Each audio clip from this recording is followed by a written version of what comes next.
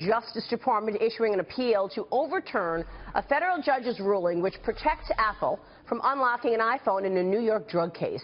This as Apple squares off with the FBI over iPhone encryption as it relates to the San Bernardino terrorists. A new Wall Street Journal NBC poll shows Americans are divided on this debate between privacy and national security. 47% of voters say that they are worried that the government won't go far enough in monitoring terrorist suspects' communications, while another 44% say they're worried the government will go too far. Joining me right now is Manhattan District Attorney Cyrus Vance. Good to see you, sir. Thank you so much for joining us. Thank you. Make the case. You have how many phones right now that you need to get into to complete these cases around drug peddlers? Since October 2014, when Apple re-engineered its phones so they could not be opened with a court-ordered judicial warrant, we now have 205 cases just in our cyber lab alone. Doesn't take into account the NYPD's, for which we've gotten search warrants from a judge, but we cannot access because of this device default encryption that Apple has installed. It's pretty extraordinary that we need a company to do this rather than law enforcement having the ability to get the information that you need. It's not unusual, looking back, that when the government conducts an investigation, it will issue subpoenas or search warrants to get information relevant to the criminal case. So Apple decided, however, to change its practices that it had used prior to 2014 and actually open the devices in response to a search warrant by a court. Now they say they can't because they engineered their devices, so they cannot. Maria, you've been speaking about this as a national security issue, and I don't debate that at all, but I'm here really as the Manhattan District Attorney and speaking on behalf of local and state law enforcement all over the country. 95% of the criminal cases in the country are handled in local jurisdictions: rape, robbery, murder, child abuse, identity theft, as well as in my jurisdiction, terrorism. The inability of state and local law enforcement officers to be able to access the information in these devices, which we know criminals are using to communicate, and know that the criminals know we can't get in, is going to have and is having an impact on our ability to do our job. Apple speaks on behalf of its customers. I want Apple to speak on behalf of the customers who are victims of crime, who may not have a path toward justice because we cannot get access to the information necessary to do our job. Yeah, and Bill Gates weighing in on the case yesterday, showing sympathy for the government side on the debate, but says a balance also must be kept between the two sides. But how do you get this balance? Let me read you something that Apple CEO Tim Cook wrote. He writes in that letter to customers, if the government can use the All Writs Act to make it easier to unlock your iPhone, it would have the power to reach into anyone's device to capture their data. It could extend this breach of privacy and demand that Apple build surveillance software to intercept your messages, access your health records, your financial data, track your location, even access your phone's microphone or camera without your knowledge. Two responses. First and foremost, the court is issuing these search warrants. The prosecutor doesn't write a search warrant and send it out to Apple by him or herself. We have to go to court. We have to convince a court that there's probable cause that evidence of a crime is on this device.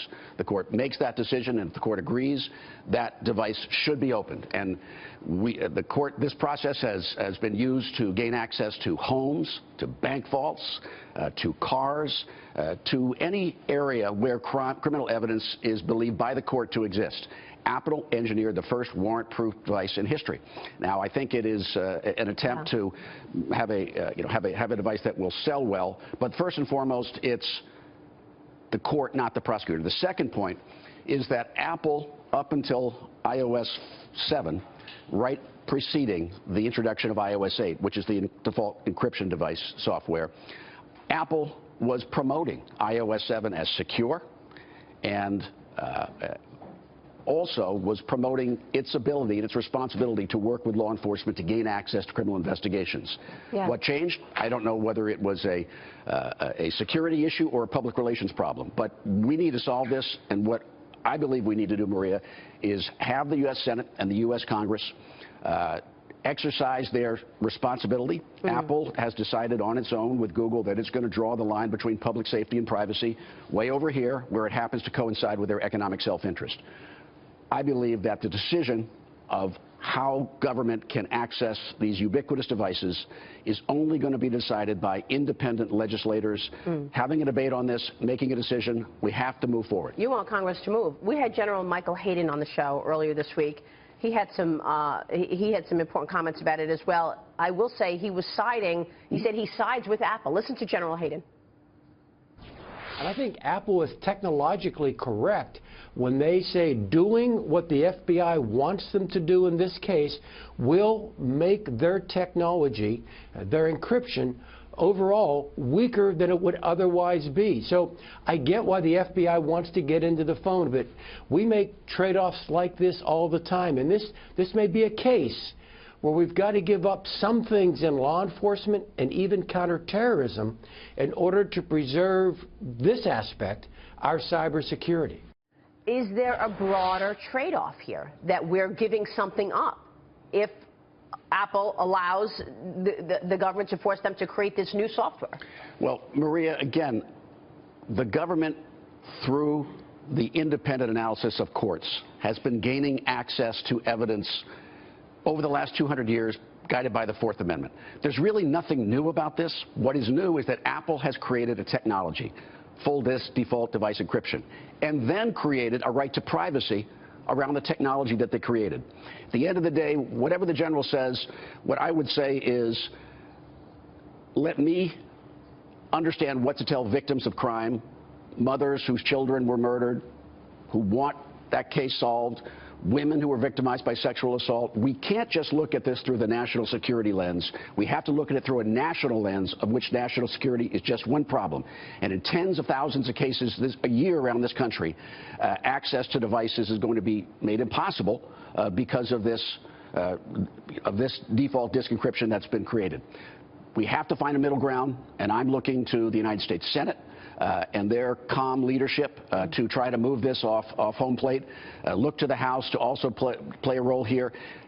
My own view is prosecutors and those people who are worried about crime and crime victims can't do nothing. Right. We have to do something. It's really an important case. We'll see how it develops. Great to have you on the program. Maria, thank you. And by the way, I want to say Manhattan DA's office is doing a great job, and I want to give a shout out to the police as well, because when I hear these attacks on the police and the first responders who put themselves out there every day for people, it gets me upset. So shout out to all of your men and women. We are very lucky to have the best police force in the world. No, I know it. Cyrus Vance, Jr., thank you so much, sir. We'll see you